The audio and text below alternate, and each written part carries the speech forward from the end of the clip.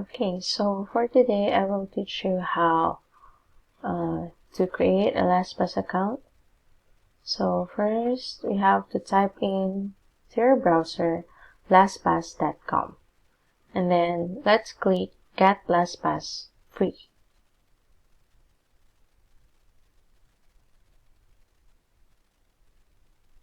There. So you have to type in your email, and then you create a password. It's up to you how you want to create password. So I will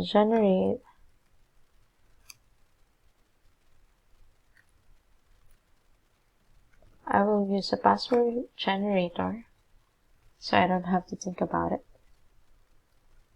And then I'll put here all the requirements: 12 characters, 1 number, 1 lower letter case, 1 uppercase letter.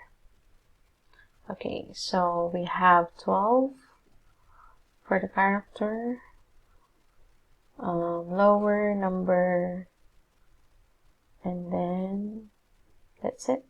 Let's click generate password and then copy, then copy here. So you have to save your password to your notes, anywhere, just save it. Okay, and okay, so let's sign up for free. Click sign up for free, and that's it.